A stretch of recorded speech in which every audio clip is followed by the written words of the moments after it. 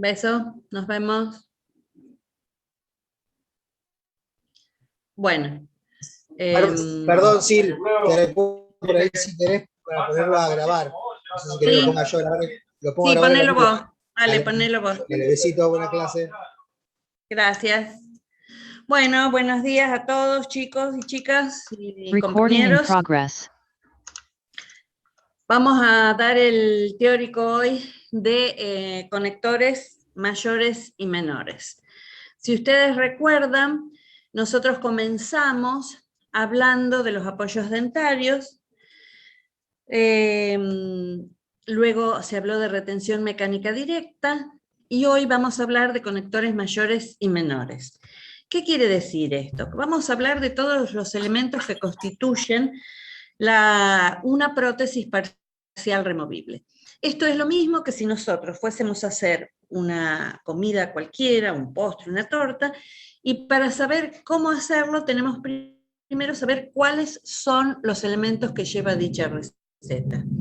Es decir, para diseñar, para programar, para diagramar la construcción de una prótesis parcial removible, nosotros no debemos olvidarnos de ninguno de estos elementos. Ya vimos los apoyos, es decir, que nuestra prótesis va a llevar apoyos dentarios, va a llevar retención mecánica directa, que ustedes la vieron el lunes de la semana pasada, va a llevar estabilizadores horizontales, va a llevar conectores menores, obviamente va a llevar la base, que es la que lleva los dientes de reposición, los dientes artificiales, y va a llevar los conectores mayores, que son, para que ustedes entiendan, como el tronco de un árbol, es lo que conecta todo. En un árbol el tronco es el que cumple la función de llevar la savia de las raíces a las ramas, de las ramas a las hojas y a los frutos, y viceversa. Entonces, dicho lo cual, que todos estos son los elementos que lleva toda prótesis parcial removible, vamos a comenzar por conceptualizar qué es un conector mayor. Un conector mayor es una de las partes, uno de los elementos de la prótesis parcial removible, cuya función será conectar las partes de la prótesis ubicadas del lado derecho con las del lado opuesto. Bien, hay conectores mayores superiores e inferiores porque el paciente suele venir con dos maxilares. Entonces, serán conectores mayores superiores de un tipo y los conectores mayores inferiores de otro tipo que hoy vamos a ver. ¿Cuál es el requisito principal que nosotros le vamos a pedir que cumpla nuestro conector mayor, nuestro tronco que va a unir todas las partes? Es la rigidez. Y que esta rigidez va a lograr o va a hacer que sea resistente al torque y a la torsión. Y al mismo tiempo, y conjuntamente con los conectores menores, es lo que nos va a dar la estabilidad de arco cruzado. Estabilidad única que existe en las prótesis parciales removibles, no existe en ninguna otra. Además, el conector mayor es el que cumple la unidad funcional conexión. Bueno, la ubicación de los conectores es fundamentalmente en cualquiera de las dos arcadas, no invadir tejidos gingivales, porque sabemos que los tejidos gingivales tienen una circulación periférica en la cual si se comprimen, o aún no comprimiéndose, estando aliviadas, pero se tapan, impiden el estímulo fisiológico de alimentos y de lengua, entonces va a hacer que estos se irriten o se inflamen. No deben asentar sobre tejidos móviles, del mismo modo que su instalación o remoción no debe interferir con estos tejidos móviles. Debe evitarse colocarse sobre prominencias óseas, sea torus o exostosis, y también sobre tejidos blandos. Y además, nosotros, según cuál conector es el que nosotros elijamos, deben ir aliviados en el maxilar superior, por ejemplo, a nivel de la sutura intermaxilar. ¿Qué características? Bueno, ya dijimos que no debe interferir con la lengua, ni irritarla, no contribuir a la retención de alimentos, no deben cubrir más tejidos de los necesarios, que empleen el principio de amplia distribución de las fuerzas, es decir, el conector mayor, aparte de ser rígido, debe contribuir a distribuir las fuerzas, para que no esas fuerzas, si no fuese rígido, como dijimos muy al principio, esas fuerzas de torque y torsión irían derivadas o a los dientes pilares o a los rebordes residuales, con lo cual no sería conveniente. ¿Por qué decimos que no debe contribuir a la retención de alimentos? Bueno, principalmente porque sabemos que en boca toda causa de enfermedad, tanto periodontal como dentaria, es la placa bacteriana. Entonces, cuanto menos retención de alimentos, cuanto más simple sea el conector mayor que nosotros coloquemos, menos placa formará, menos enfermedades periodontales o caries tendremos en boca. Y deben ser confeccionados en aleaciones como todo lo que va a boca debe ser de aleaciones compatibles con los tejidos. Vamos a pasar entonces, como dijimos que hay superiores e inferiores. Otra de las cuestiones que no sé si está dicho, pero que es importante, es que debe ser muy cómodo para el paciente. Muchas veces nosotros elegimos un conector mayor, que generalmente en el maxilar superior son las plaquetas palatinas, seguimos un criterio americano en cuanto a la confección, más que barras, y sin embargo el paciente viene con otro tipo de conector en una prótesis vieja y está habituado y acostumbrado a ese diseño.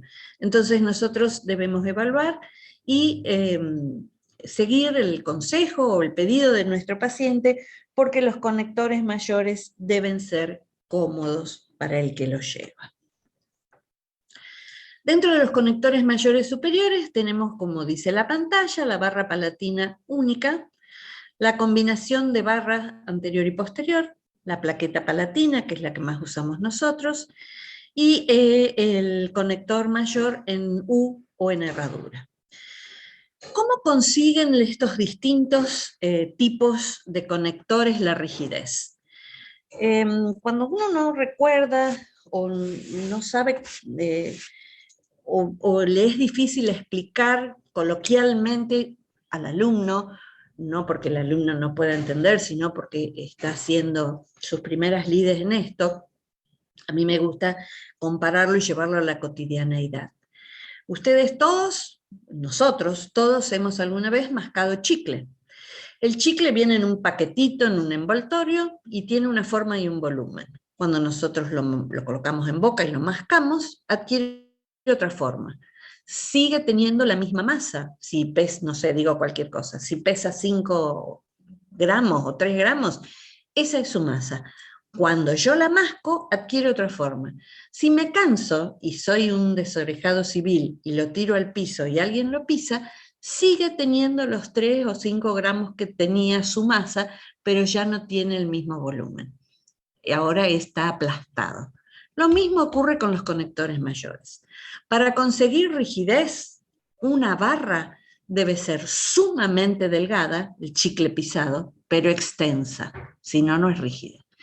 Y una barra debe ser poco extensa, pero gruesa. Debe tener un volumen importante para conseguir la rigidez. Entonces, todo conector mayor debe cumplir con el requisito de rigidez. La forma de conseguirla será de acuerdo a cómo se construye. O más amplia y sumamente delgada, o menos amplia, pero de un grosor importante. Por eso, las barras palatinas no son aconsejables en el maxilar superior, porque tienen un espesor importante, un alto importante, que suele ser objetado por el paciente. Por lo general, no son extensas, como ven en la figura, en el esquema, deben tener no más de 4 milímetros, y si son más amplias y llegan a tener entre 5 y 8, ya no son barras, sino son las que llamamos bandeletas. Esas bandeletas no son muy aconsejables porque no son ni gruesas ni son amplias, es decir, no son aconsejables. Tenemos entonces combinación de barras anteriores y posteriores. Como lo muestra el esquema, hay una barra anterior y una barra posterior. ¿Cuál es la indicación que podríamos dar a esto, ya que dijimos que las barras no son muy usadas o no deben ser muy usadas porque son objetadas por su grosor? Bueno, puede ser, por ejemplo, un torus mandibular considerable no operable. Recuerden que si no, siempre la indicación de un torus prominente e importante, su indicación es quirúrgica. Si no puede ser operable por distintos motivos o porque el paciente no desea, pueden utilizarse esta combinación de barra anterior y posterior. Si vemos en la imagen del cromo colocado, del armazón colado, colocado sobre un modelo definitivo, vemos que esto no son dos barras, porque son planas. Entonces, eso estaría restando rigidez a nuestro conector mayor, que si bien son dos tramos limitados mesial y distalmente por dientes, sobre todo el de la izquierda, es muy extenso. Entonces, cuidado cuando nosotros vayamos a diseñar y cuidado cuando el mecánico no tiene bien clara la diferencia entre lo que es una barra de lo que es una bandeleta, como sería esto. En este caso, no es una barra, porque es aplanado, pero es muy delgadito. Entonces, esto es objetado porque no va a dar una gran rigidez. Luego tenemos la plaqueta palatina. La plaqueta palatina que puede ser según hasta donde se extienda, anterior, media y posterior. Por lo general puede ser anterior y media posterior, o media solamente. Generalmente las plaquetas palatinas no debe, su límite anterior no debe traspasar las arrugas palatinas siempre que se pueda. Si yo tengo que ir a buscar porque me faltan dientes anteriores o es una clase 4 de Kennedy, que es un desdentado anterior, obviamente que voy a tener que pasar por las arrugas palatinas. Pero en la indicación es que llegue por detrás de las arrugas palatinas y por delante del límite entre paladar duro y blando. Bien, si debemos, en este caso, en el primer caso donde está el encerado del armazón, vemos que es una plaqueta palatina anterior y media. Llega mucho antes del límite entre paladar duro y blando. En este caso, vemos que el límite anterior está por detrás de las arrugas palatinas. En el caso que debiera cubrirse o debiera llegar más adelante, siempre se prefiere que el límite anterior esté ubicado entre arruga y arruga para que no aumente el volumen y la disconformidad del paciente al hablar. Recuerden que ¿por qué liberamos las arrugas palatinas? Porque por lo general muchos fonemas al hablar con la lengua se coloca en este sector. Entonces, si yo coloco por acá sin necesidad un borde anterior de una plaqueta palatina, el paciente va a estar todo el tiempo al hablar tocando y sintiendo la diferencia o el volumen que existe entre lo que es su paladar y lo que es su aparato. Aquí vemos ejemplos de plaquetas palatinas anteriores y medias, extensas, en una clase 4 de Kennedy, es decir, en un desdentado anterior importante, de molar a molar. Bien. En este caso, la imagen nos muestra una plaqueta palatina media. Una plaqueta palatina media. Está por detrás de las arrugas palatinas y los dientes de reposición son dientes posteriores. Vamos a ver entonces, no solo para el diseño de las conectores mayores, pero ya que estamos lo repasamos. El diseño se hace siempre en un modelo de estudio que proviene, como ya lo hemos visto claramente al principio de los teóricos, de una impresión preliminar.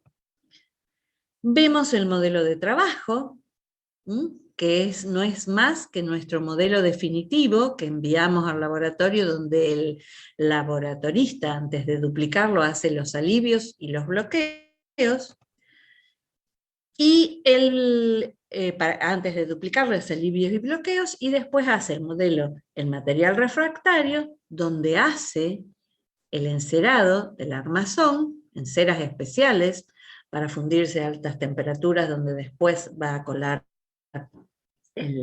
el aparato. Y por último, en este mismo modelo definitivo secundario, que en este caso es el modelo de trabajo del operador, viene colocado nuevamente el cromo que está diseñado aquí, pero ya colado. Entonces, estas son las diferencias de los modelos en los cuales se va realizando el colado, las distintas etapas para llegar al colado de nuestro armazón. Modelo de estudio donde lo diseñamos, el modelo definitivo que se manda junto con la orden y el modelo de estudio con el diseño, el modelo refractario que previo a los alivios y a los bloqueos en ángulos muertos que realiza, lo duplica, lo hace en modelo material refractario para colarlo, y luego, una vez colado el armazón, vuelve en el modelo secundario que enviamos al laboratorio. También tenemos nosotros un conector superior que dijimos que llamamos conector en herradura o en U. Sumamente objetado, no es conveniente. ¿Por qué? Porque fíjense ustedes que nosotros dijimos que la rigidez de un conector mayor se consigue o con el espesor o con la extensión. Este no tiene ni un gran espesor ni una gran extensión, con lo cual, y menos en sillas libres, se va a distorsionar sobre el sector posterior. Entonces, conector en herradura, donde hay sillas libres, jamás. ¿Por qué? Porque no va a dar rigidez. ¿Cómo podemos conseguir rigidez en un armazón en U? Si el paciente y así lo requiere porque está acostumbrado, bueno, precisamente aumentando la cantidad de elementos de soporte que le van a dar como elementos como nervaduras de resistencia para hacerlo más rígido. Pero nos estaríamos contradiciendo con lo que le pedimos, que sea rígido, pero al mismo tiempo que no acumule elementos, que no genere mayor acumulación de placa bacteriana. Entonces, siempre que sea posible, nosotros evitamos el conector en herradura o en U. Nunca en sillas libres posteriores, porque esto se va a distorsionar, y dijimos que si no es rígido, esa distorsión, esa falta de rigidez va a volcarse sobre los rebordes residuales con efecto de torsión, o de torque sobre los dientes pilares, o de palanca sobre los rebordes residuales. Otra forma de conseguir rigidez en estos conectores, si fuese necesario, sería colocándole una barra palatina posterior en el sector posterior. Entonces, para resumir, no es aconsejable este conector, no lo usamos, excepto que venga algún paciente con una prótesis a la cual está acostumbrada, nunca en sillas libres porque no va a dar rigidez. Si lo usamos debemos colocar muchos más elementos de soporte rígidos que ayuden a la resistencia. Sí, dentado en la parte posterior, es decir, como en este caso en una clase 4 o en una clase 3, donde esto no pueda abrirse, no pueda flexionarse porque está tocando con piezas rígidas, que son las piezas dentales. Si aún así, por ser delgada y poco extensa, nos parece que falta rigidez, habría que combinarlo con un conector mayor en barra posterior. Bien, por ejemplo esto, por este pequeñísimo torus que existe aquí en el paladar, han hecho esto. No tiene apoyos, es delgado, se coloca absolutamente entre los espacios interdentarios ejerciendo efecto cuña. Esto es una contraindicación absoluta, no debe hacerse. Bueno, dentro de los conectores mayores e inferiores tenemos la barra lingual, la plaqueta lingual, la doble barra continua de Kennedy y la barra vestibular. Esta última, muy, muy poco utilizada, pero la debemos saber, y en algunos casos hoy hay otras formas para hacer preparaciones preprotéticas previas. Se usa generalmente en dientes muy lingualizados que no nos permiten una buena línea de entrada y salida. Pero bueno, existen, se pueden modificar esos dientes de distintas formas o llevarlas a una posición más correcta con un tratamiento ortodóntico previo, se pueden hacer coronas, se pueden hacer otras cosas. A veces el paciente no quiere, no lo puede hacer, no lo desea, no presta su consentimiento, entonces necesitamos reponer y puede ser que nos tengamos que valer de este conector mayor vestibular. Bueno, para colocar una barra lingual, nosotros necesitamos tener como mínimo 8 milímetros entre el borde libre, de donde comienza el borde libre de la encía marginal, hasta donde empieza la funcionalidad del piso de boca. ¿Por qué? 4 milímetros porque es lo que...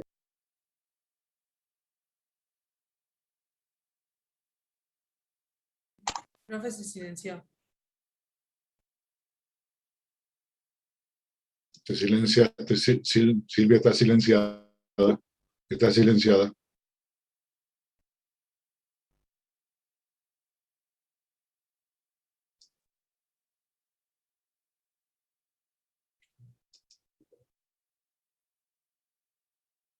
Profe, no se escucha. Silvia está silenciada. Discúlpenme, pero no me di cuenta que toqué y tuve que volver a... Ya vuelvo. Discúlpenme.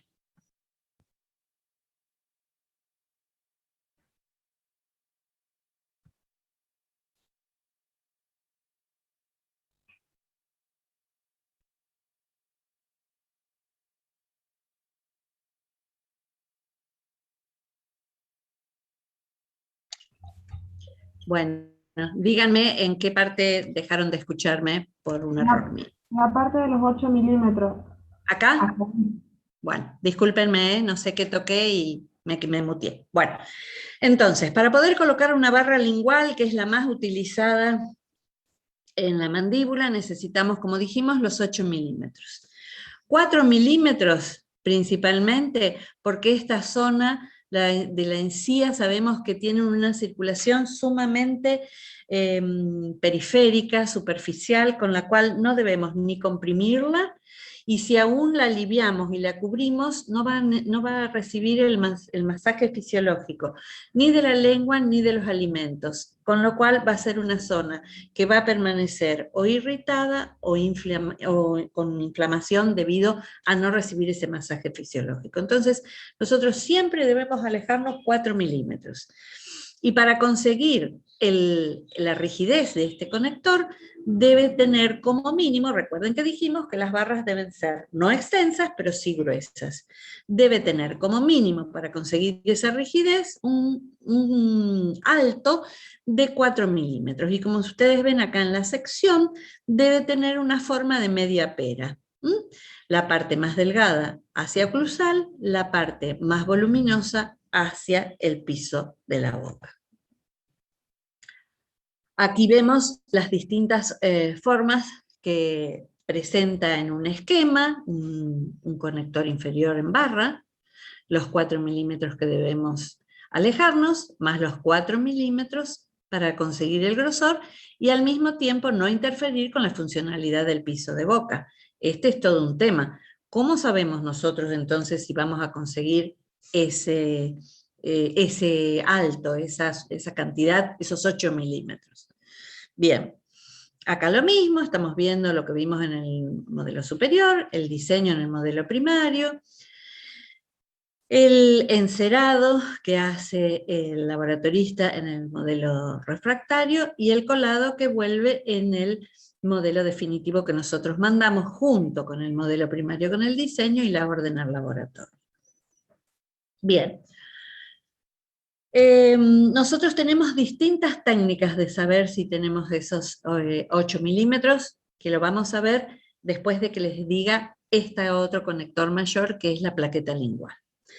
La plaqueta lingual se utiliza cuando no tenemos estos 8 milímetros, es decir, no tenemos esta altura, la altura suficiente para alejarnos de la encía marginal por esa circulación periférica que es vital para que se mantenga en estado de salud, y los 4 milímetros del conector. Entonces, ¿cómo dijimos que nosotros conseguimos la rigidez en cualquier conector? O haciéndolos delgados pero extensos, o haciéndolos gruesos y menos extensos. Entonces, en la plaqueta lingual va desde la parte suprasingular del diente anterior, que serían en estos casos los 6 anteriores, donde también tiene forma de media pera, si ustedes se fijan, y también es mucho más delgada en la parte superior y más engrosada para hacerlo más resistente y más rígido en la parte posterior, alejado por supuesto del límite funcional del piso de boca. Fíjense que nosotros cuando colocamos este tipo de conector, esta parte superior debe ir supraecuatorialmente, colocado por encima de los cíngulos, para no estar inclinado, para no colocarse, no apoyarnos sobre un plano inclinado, para que le dé cierta estabilidad el hecho de estar apoyado sobre los cíngulos. Y siempre, siempre, toda plaqueta lingual debe llevar apoyos oclusales terminales. Por eso, esta plaqueta, los apoyos deben ir colocados no más allá de los premolares. En verdad, en este caso debería haber ido en los caninos, siempre evitando que se haga una curva donde coloquemos los apoyos terminales. Bien. Volvemos, el modelo primario con el diseño, el modelo secundario que nosotros no, mandamos al laboratorio, pero el laboratorista alivia la zona donde va apoyada y bloquea. Estos alivios son donde va a ir la parrilla, que también son conectores menores horizontales, y alivia donde va a ir colocado el conector mayor. Este alivio, tanto en las barras como en las plaquetas, va a ser proporcional a la extensión que tengan las sillas libres y a la depresibilidad que tenga esta fibromucosa que recubre. Porque como acá hay una silla libre y esto al morder se va a mover, si yo aprieto aquí, esto se va a colocar, se va a clavar en este sector y lo que va a hacer es lastimar. Recuerden ustedes que todo conector mayor que no está aliviado y se clava en la fibromucosa superior o inferior, no tiene solución, no se puede desgastar, porque si yo desgasto una vez colado un conector mayor, le resto rigidez, condición sine qua non que le pedimos al conector mayor. Entonces, otra de las cosas que debemos saber, tanto en el conector mayor superior como en el conector mayor inferior, deben ir aliviados. El conector mayor superior en la zona del rafe medio, porque es una zona donde tiene una fibromucosa sumamente delgada, que se no va aliviada, y sobre todo si hay sillas libres, ahí en el movimiento a través de un eje, se va a clavar y va a lastimar. Y el paciente va a estar todos los días, a las 4 de la tarde, tocándole el timbre en el consultorio de ustedes, diciéndole que no lo puede usar porque le lastima. Y en los inferiores no solo se lastima, sino que a veces hace una verdadera lesión mucosa y como dibujado todo el conector porque no ha sido aliviado. Entonces, los conectores mayores, superiores e inferiores siempre deben ir aliviados. Ese alivio es en proporción directa a la depresibilidad y al largo de las sillas libres de nuestro aparato. Bien. Nosotros dijimos que las barras linguales las podemos usar cuando no tenemos esos 4 milímetros, esos 8 milímetros, 4 para la barra, 4 para alejarnos, pero también puede ocurrir que sea por una inserción alta de un frenillo lingual y sobre todo, como en este caso, de abanico o presencia de torus o exostosis. Entonces, en esos casos yo no puedo extenderme. Entonces, no puedo extenderme más abajo. Entonces, tengo que conseguir esta rigidez a través de la extensión de mi conector. Siempre, como dijimos, con apoyos incisales, en este caso, apoyos dentarios terminales a la barra. Lo ideal es que sea así como en los caninos. En este caso, fíjense que este borde anterior no está colocado donde debe ir, que debe ir colocado por encima de los cíngulos. Fíjense que acá hay un cíngulo y el conector está acá. Entonces, este borde debe ir siempre por encima de los cíngulos. Esto es otra de las ¿cómo se dice? De ardides que emplea el laboratorio cuando tenemos dientes con diastemas, para que no se vean. Yo no estoy de acuerdo, a mí esto no me gusta, porque estas hendiduras que hace la plaqueta, lo que hace es restarle rigidez. Este pedacito no es rígido, este pedacito no es rígido y esto no es rígido. Y esto, como estamos poniendo una plaqueta, no tiene los 4 milímetros que nosotros necesitamos. Necesitamos que todo esto sea amplio para ser rígido. Entonces, en vez de colocar eso, lo que se debe colocar es otro conector mayor que ahora vamos a ver. Sí, se consigue la parte estética, pero le estamos restando rigidez, fíjense. Y encima si lo colocamos por debajo del cingulum. Entonces, esto sí está correcto, esta plaqueta lingual es correcta, está colocada supracingularmente, tiene apoyos terminales, y en este caso está colocado una plaqueta lingual porque hay presencia de torus importantes, fíjense ustedes. Fíjense en la boca, fíjense en el modelo de estudio, en el modelo secundario.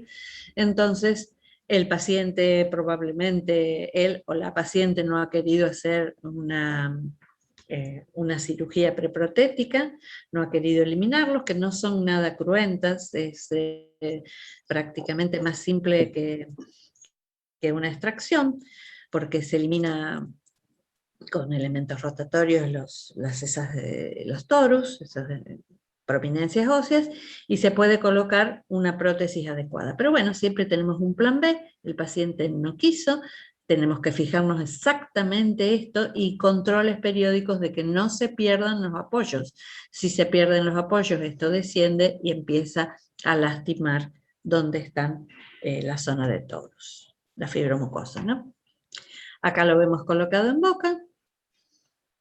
Al mismo tiempo, la mayor cantidad de apoyos dentarios que coloquemos en estas plaquetas, que son no tan amplias, aumenta la rigidez, hace como las nervaduras de las hojas. Al tener conectores, mayor cantidad de apoyos, aumenta la rigidez del conector mayor. Bueno, vemos entonces el conector, la barra lingual, conector mayor en barra, y vemos el conector inferior en barra lingual, con los apoyos oclusales terminales, esta mayor extensión, siempre colocado singularmente, es lo que hace que tenga la rigidez necesaria que le pedimos. Son los dos conectores que más utilizamos en la cátedra. Pero existe otro conector que se llama la doble barra continua de Kennedy, que está indicado cuando no tenemos esos 8 milímetros, cuando al mismo tiempo puede haber diastemas, y también cuando alguno de estos dientes anteriores tenga algún grado de movilidad, no excesiva como para hacer ya la exodoncia, pero que tengamos que prever que en algún momento pueda perderse. Entonces, tenemos a lo mejor no los 4 milímetros, porque si tuviéramos exactamente los 4 milímetros estaríamos colocando solamente la barra lingual, a lo mejor sí los tenemos, pero lo queremos colocar para prever la pérdida de alguno de estos dientes y poder después, al corto plazo, poder agregar con una compostura alguno de estos dientes perdidos. Acá tenemos el esquema donde va colocado lo que se llama, antes le decían el gancho continuo, no es un gancho porque no ejerce retención, es más, no debe ejercer efecto cuña entre espacio interdentario, entre diente y diente, debe estar bloqueados esos espacios antes de colarlo para que no ejerza efecto cuña.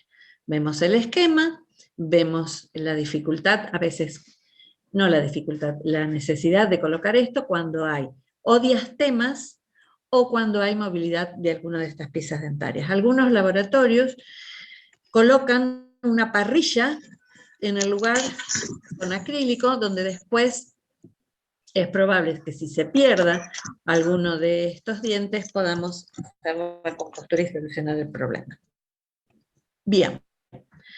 Por último, tenemos la barra vestibular, que es cuando los dientes están sumamente lingualizados, no es buena la línea de inserción. Se sienten ruidos que no sé quién tiene el micrófono abierto, les pido por favor que se silencien. Gracias. Puede ser Carla Nogara. Bien, gracias. Entonces, cuando estos dientes...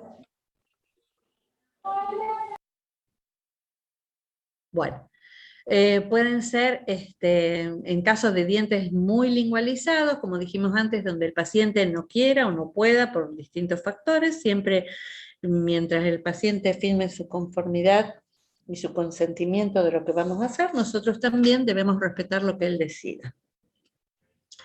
Esta es una barra lingual muy poco usada, yo jamás hice un cromo en los años que tengo con conector en barra labial o vestibular. Pero lo debemos enseñar porque existen. Si existen, lo debemos enseñar aunque nunca lo hayamos hecho. Bien. ¿Cuáles son los métodos clínicos para elegir el conector mayor inferior? No sé si ustedes recuerdan que les dijimos que lo íbamos a ver después. 3.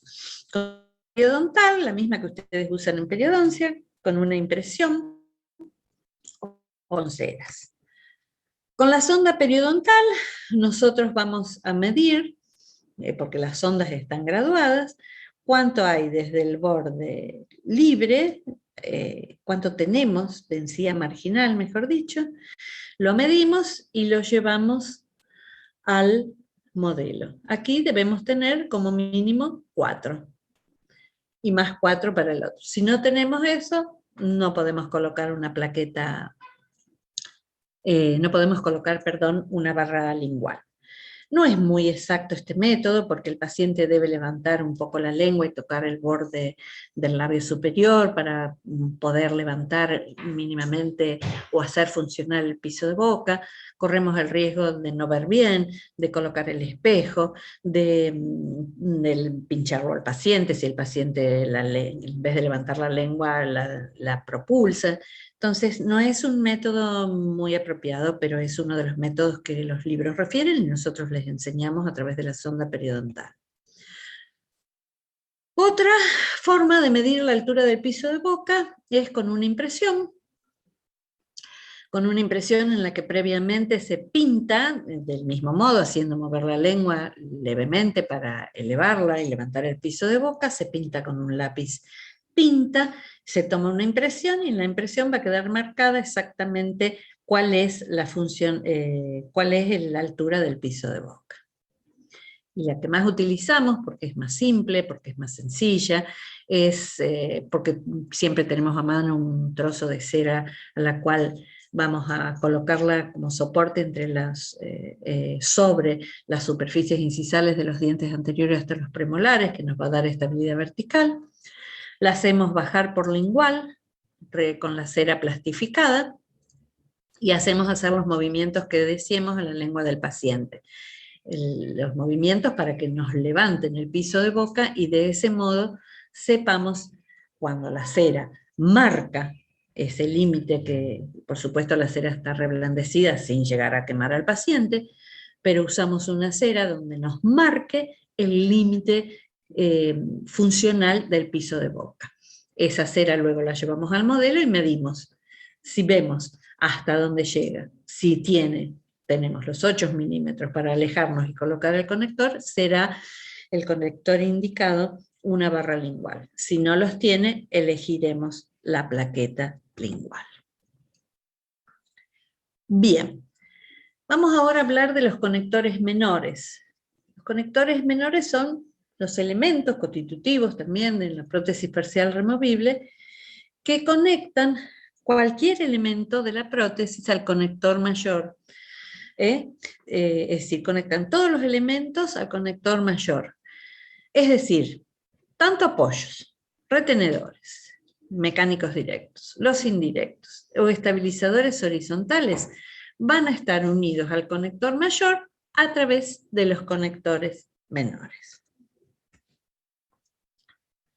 ¿Cuáles van a ser las funciones? Las funciones que tiene el conector menor es la de transferir las cargas funcionales al diente pilar, y transferir el efecto de los demás componentes al resto de la prótesis, es decir, del pilar a la prótesis. Es como una avenida de doble mano. Lleva las cargas funcionales de la prótesis al diente y del diente a las prótesis.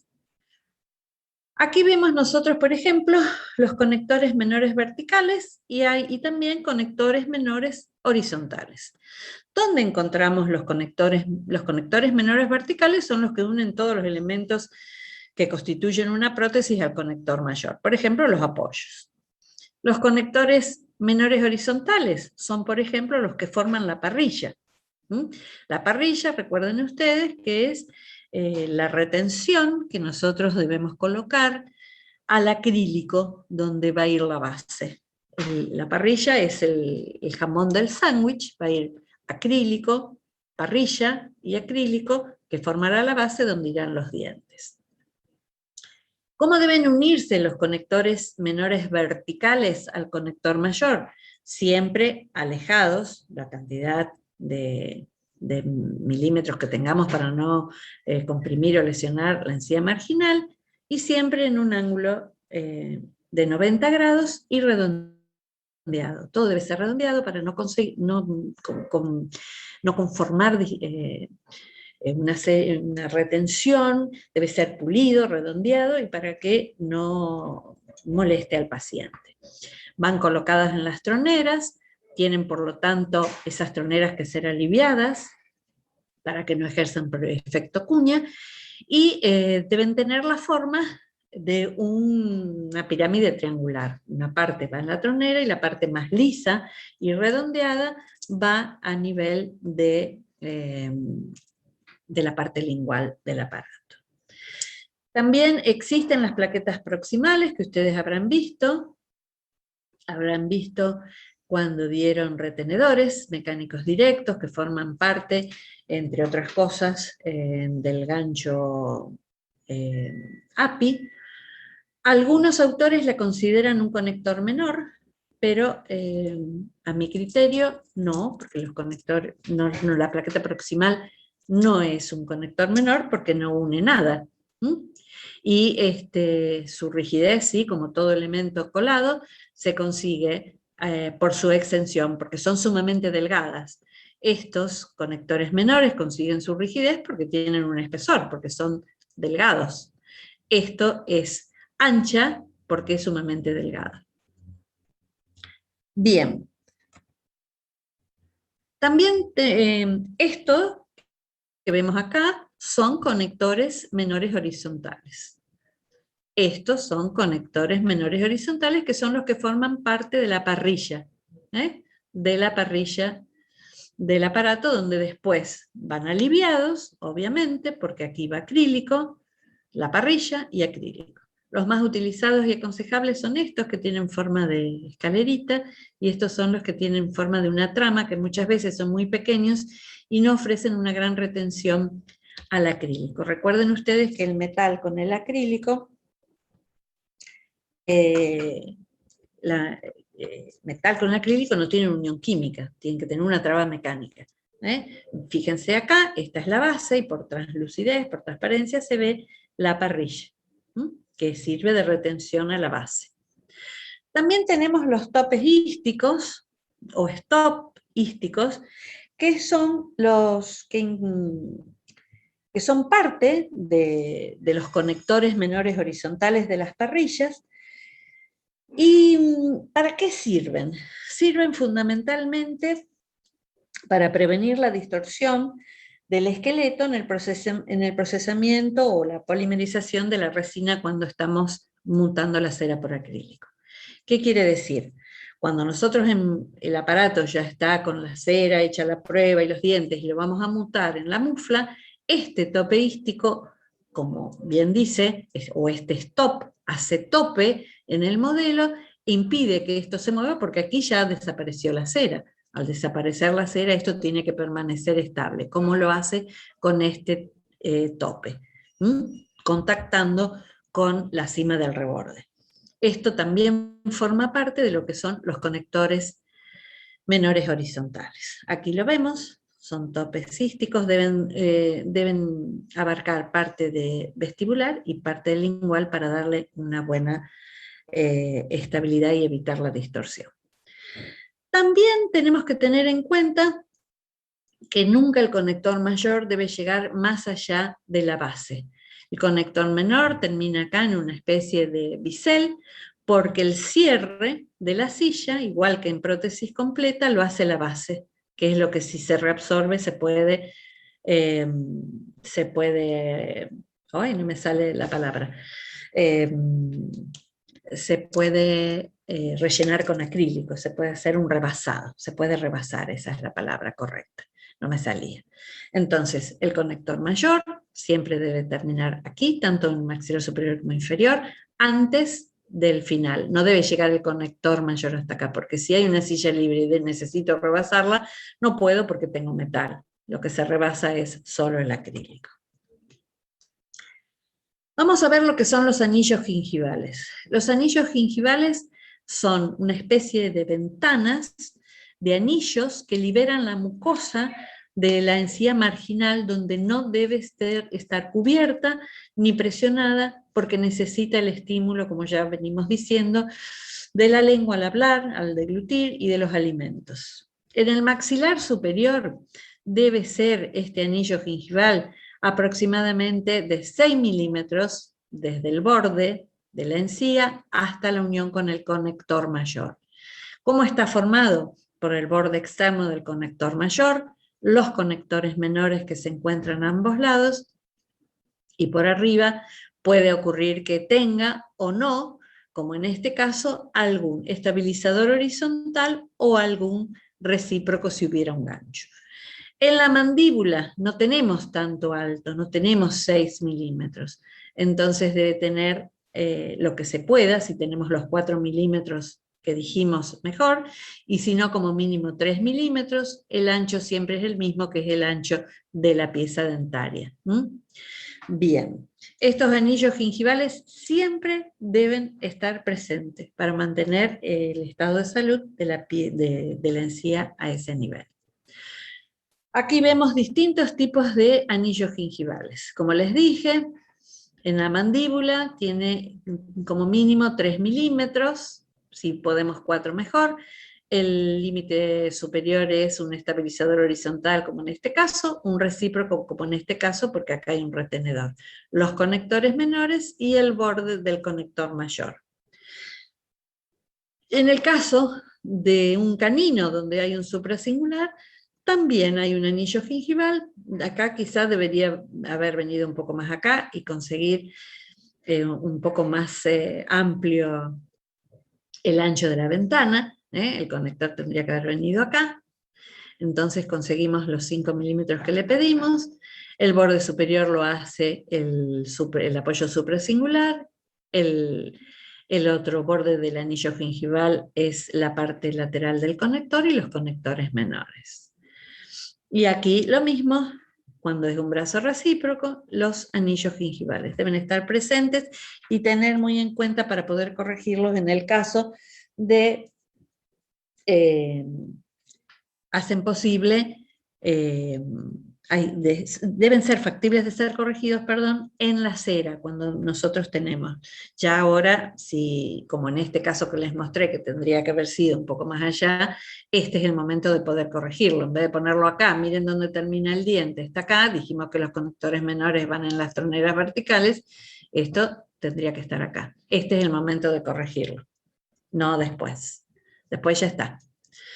Las parrillas deben ocupar siempre Parrilla nos referimos a donde, es lo que les dije, el jamón del sándwich, ¿cierto? Lo que va en el medio entre acrílico y acrílico de la base. Nunca debe llegar al final por el mismo motivo, por si lastima, por si hay que desgastar y por si hay que rebasar las 3/4 partes de la extensión de la silla, y debe abarcar gran parte del lingual y una parte de vestibular para hacer de retención. Bien, aquí vemos si hay que hacer alguna modificación de la silla. Fíjense que acá está un poco más larga, se acortó para que, y lo que les decía del conector menor, en bisel, para que aquí enganche el acrílico de la base y el cierre lo haga la base y no el conector mayor. También existen conectores mayores preformados, que son para las prótesis provisionales, son de acero, no deben destemplarse, porque si las destemplamos con el calor, pierden rigidez. Así que hay que tener mucha fuerza y adaptarlos con los alicates. Muy bien. Aquí vemos la adaptación de un conector preformado inferior, y aquí vemos la adaptación de un conector mayor superior preformados, siempre sin destemplarlos y usando distintos tipos de alicates. Se corta donde nosotros decidimos, va a ir sobre la cima de reborde, en esto va a ir antes, incluido en la resina, y se le hace retenciones, porque lo metálico con la resina no tienen unión química. También existen conectores menores en los elementos labrados. Este es el conector menor vertical en un retenedor mecánico directo labrado, y el que está incluido paralelo al reborde o sobre cima de reborde es el conector menor horizontal de un brazo retentivo labrado. Bueno, antes de hacer un pequeño repaso de otros materiales alternativos que hoy se nos presentan, quería hablarles de la estabilidad del arco cruzado, que la dan, como les dije al principio, no solo el conector mayor, sino también los conectores menores. La unión de los conectores mayores y menores son los que nos van a transferir el estrés que se produce en un diente, en un retenedor, a través de un apoyo o de un retenedor en el diente pilar, a través de, ¿se acuerdan que dijimos los conectores menores que tenían una doble dirección, pilar, prótesis, prótesis, pilar? Bueno, gracias a los conectores menores que nosotros colocamos, que son los que transmiten el estrés funcional que se originan por los elementos que colocamos en las piezas dentarias y en las bases también, porque a nivel de las bases las cargas van a ser transmitidas a través de la base al reborde residual, pero a través de los dientes pilares la estabilidad de arco cruzado permite que esa fuerza funcional sea transmitida de una hemiarcada a otra y se solidaricen y sea la única prótesis, la prótesis parcial removible, a través de los conectores menores verticales y del conector mayor, que solidaricen todo el estrés funcional generado sobre los dientes pilares de un lado hacia los dientes pilares del otro. Bien, eso es la estabilidad de arco cruzado. La estabilidad de arco cruzado no es que sirve que un diente que se mueva menos, no. Hace que un diente firme y correcto tenga menor estrés por ser transmitido del pilar a la prótesis hacia el otro lado opuesto. Para terminar, así logramos estar lo más cerca posible, ¿hay hoy siglo XXI materiales alternativos para la construcción de nuestras prótesis parciales removibles? Sí, los hay. Por ejemplo, el PIC, que es una sigla que quiere decir poliéter-eter-ketón, que es un polímero de alto rendimiento con muy buenas propiedades mecánicas y químicas. Por supuesto es biocompatible como todo lo que colocamos en boca, es sumamente estético, se usa no solo en odontología, sino también en medicina, en confección de placas craneales o implantes de columna vertebral, y en odontología, en implantes, en prótesis fijas y en armazones de prótesis parciales removibles. ¿Cuáles son las propiedades? Tienen buena elasticidad, lo que puede reducir la fuerza de torsión y tensión a los dientes pilares. Tienen una gran resistencia en relación con su peso, pues son muy livianos. Es más liviano, lo cual genera más confort y comodidad. No se corroe. Apto para esterilizar en autoclave. Tienen muy baja absorción de agua, que son ideales, por eso en restauraciones a largo plazo, no solo en odontología. Tienen un excelente pulido, no se pigmenta, evitan que se acumule placa bacteriana al tener un alto pulido. Es radiolúcido, por lo cual no va a producir artefactos en la exploración a través de los rayos X. Y en la actualidad se considera el material más biocompatible y menos tóxico para la cavidad bucal. Recuerden que hoy por hoy se trata de colocar la menor cantidad de material metálico en la boca. Y además no es abrasivo para los dientes antagonistas. Como todo en la vida, hay ventajas y también hay desventajas. Son muy costosos porque necesitan escáner a color, software y fresadora, que son caros. Tienen menor retención que los ganchos confeccionados en metal, labrados o colados, porque obviamente, sobre todo los colados, son más retentivos porque son más rígidos, menos flexibles. Tienen dificultad de realizar reparaciones en caso de rebasados. La unión entre ambos materiales deja una superficie áspera. ¿Cómo se realizan? Se escanea el modelo definitivo con el diseño realizado, un diseño digital utilizando un escáner a color. Se analiza dicho modelo con un software y se determina línea de entrada y salida. Se bloquean ángulos retentivos, se realiza el diseño que nosotros hayamos planificado, se hace la confección por inyección o por CAD/CAM. Los discos deben tener un grosor de 1.5 a 2 milímetros y el tamaño del bloque dependerá del tipo de diseño de la prótesis removible que nosotros querramos construir.